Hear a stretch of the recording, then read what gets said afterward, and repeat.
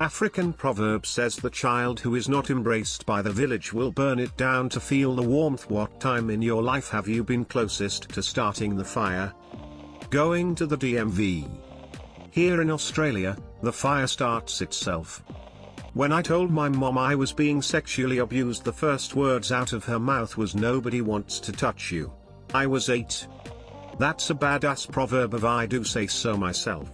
Working in corporate. My brother is 10 years younger than me and is a teenager. I regularly drive him around to see his girlfriend and to his classes. Recently he's becoming very disrespectful and downright rude. He's only nice to me if I've made food or if he needs a ride, and in a way that pisses me off even more. The amount of times I have seriously considered pulling over and making him walk the last 10 miles home. I can absolutely attest to being around people who were love-starved and then subsequently self-sabotaging or otherwise destructive. In a softer sense, if I have felt rejected, I have felt peace in sort of burning bridges to find myself.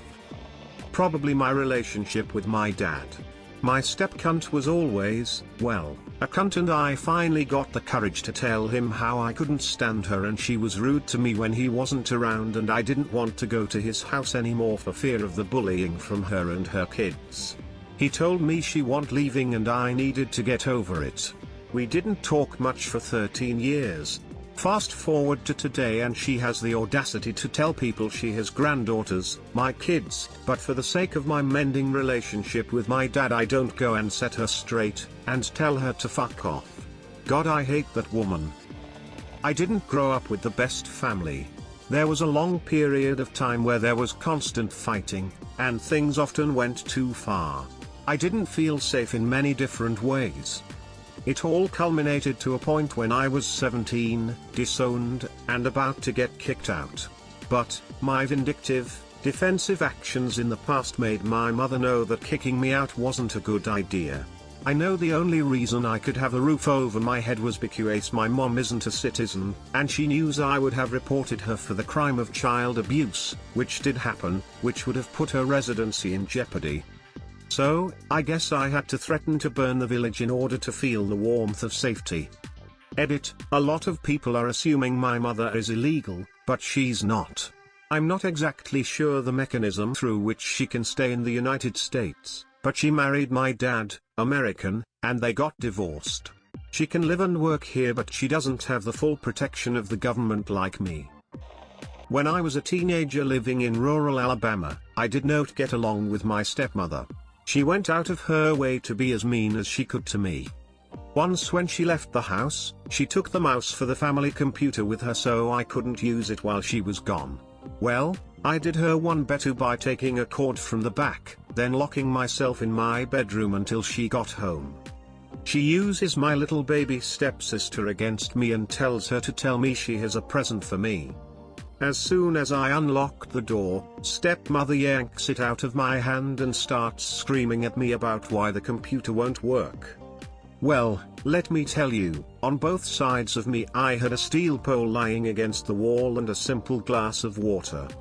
I briefly entertained the notion of smashing her in the face with the pole, and instead just chucked the harmless water in her face. Woo, I'm quite sure I avoided jail that night.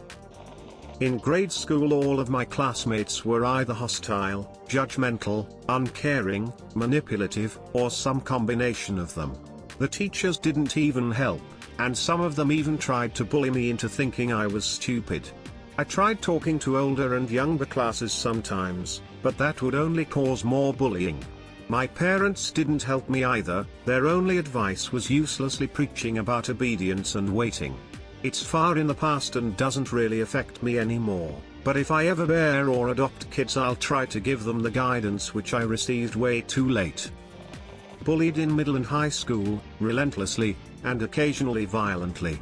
Administration turned their backs on me when I needed help, but was always there to come down on me like a ton of bricks when I made the smallest mistake.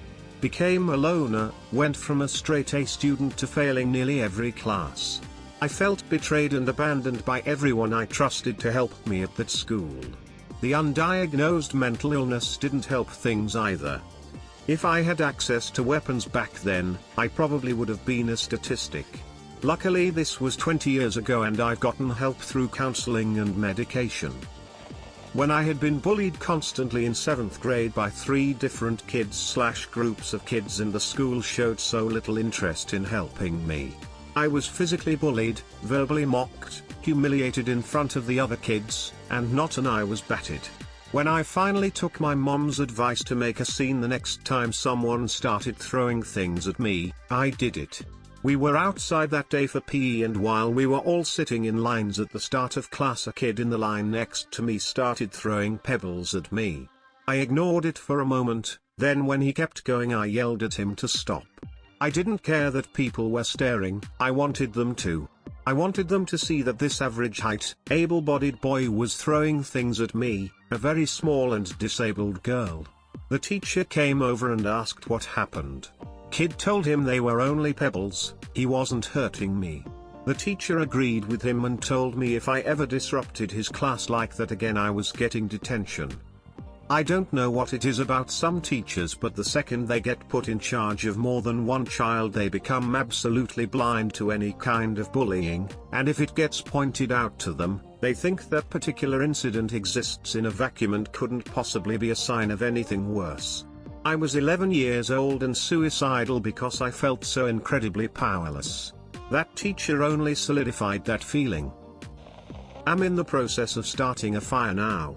My negligent and narcissistic mother has pushed me over the edge. In this latest episode, she came into town in October. I took 2 extra days off from work, and it's not easy to recover from being away from my job, and I dropped about $400 over the long weekend on food/entertainment. Come to find out she's been bad-mouthing me to my sister and aunt about how I didn't let her stay longer even though my mom never even directly asked to stay longer.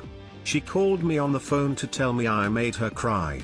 This, from a woman that didn't brush my hair growing up. I, F20, spent several months in a mental institution. I was a young teen when I was first admitted. The staff were extremely abusive to most patients, although certain ones were spared due to their meek behavior. One time, I was tricked into admitting to an infraction that I had never committed, and I was forced to stay in my room for several days on end. I attempted to file a complaint, but it never really went anywhere. The staff were typically very unkind, and they treated each patient as though they were a burden. I was very lonely, and I sank even deeper into depression.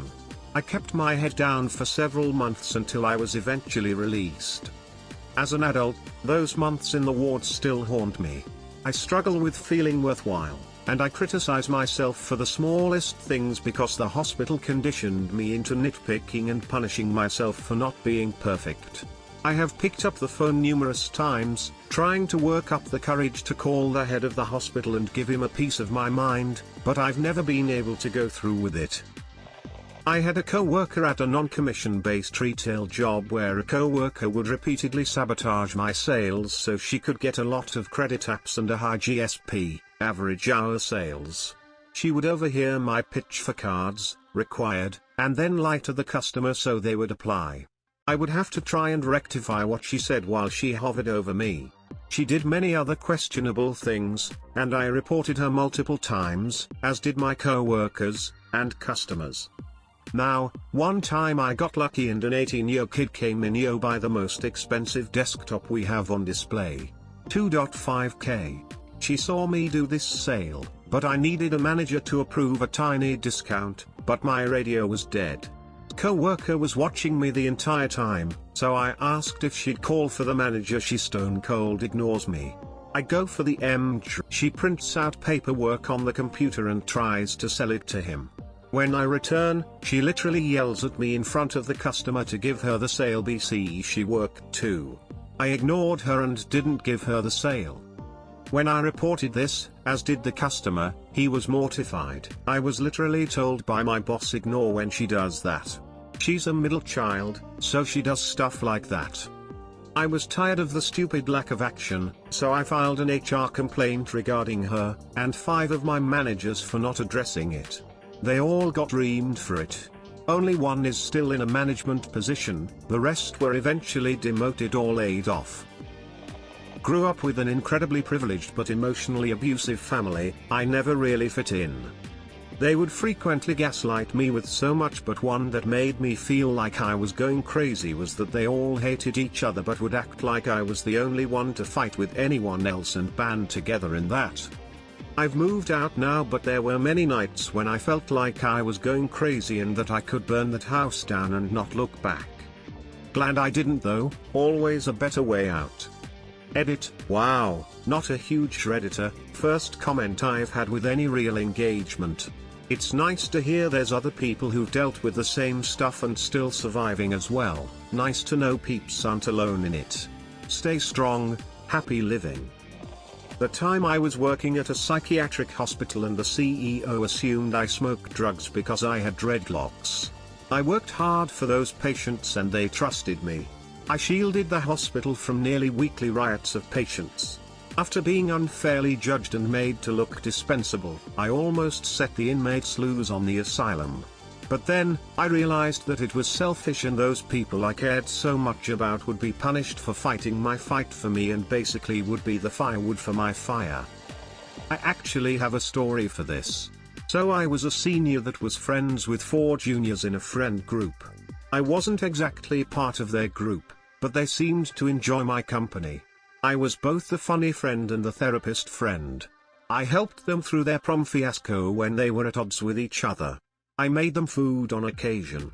At my graduation, they all said that we should get together as a group and do something fun and bonding before I left for college. One of them even says that she would plan a party for us all. A month passes by, I invite them all to see a movie. One by one, they flake during the week before the movie.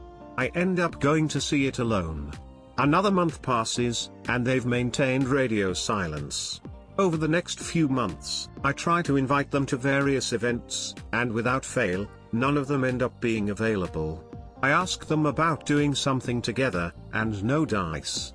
All the while, I watch their Instagram posts of going to a lake and having a lake party, or having a New Year's Eve party together.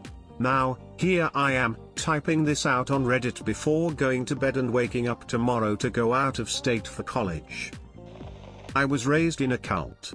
There were 11 kids, with 4 moms, and the leader had really convinced our moms that he was the Archangel Michael. I tried to run away over and over in my late teenage years, hiking across the desert in the dark to get to the highway, where I would try to hitch a ride. Every single time, well-intentioned truckers called the police to report a little girl walking along the highway with her thumb out. I am short, and I had been malnourished my entire childhood, so even after I turned 18, I was underdeveloped and couldn't convince anyone I was an adult. Michael always called me in as a runaway and the cops would take me back. The last time, I was 20, and I felt so hopeless when I saw the police lights. I thought very seriously about trying to attack the officer with my knife, that I always brought in case I was picked up by a crazy person. I knew I was too small and weak to actually hurt the officer, but he would be obliged to arrest me and send me to jail. It was the only way out I could think of. Already am. Therapy is a magical thing where you learn to burn down anything that is bad for you. And then you take it to your family. My family seems to be somewhat accepting of me boring down the stupidity that is hurting us all, and leaving the nice things, too. Moved to a new town, and started going to a new church when Dad got cancer. Went to church and told the pastor to try and get advice. Pastor announced this to the convocation, and also told everyone that some lady's horse was sick. Watched the entire convocation console this lady about her sick horse. The convocation was in tears about some sick horse while my dad was dying. No one said a word to my family. Never been to church since. The church/group of churches/pseudo-cult I grew up in was very much this way. Didn't go to the right school? Shun.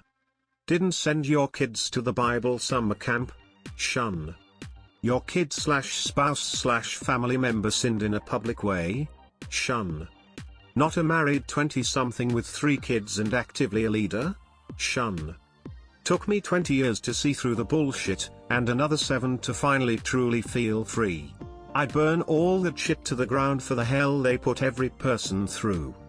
Edit, for those asking, I grew up in the Churches of Christ, a fundamentalist group mostly in the southeastern US. Very untwined history with Mormonism. Oh, we actually influenced them a bit. Look up Sidney Rigdon and Alexander Campbell if you want the Cliff Notes.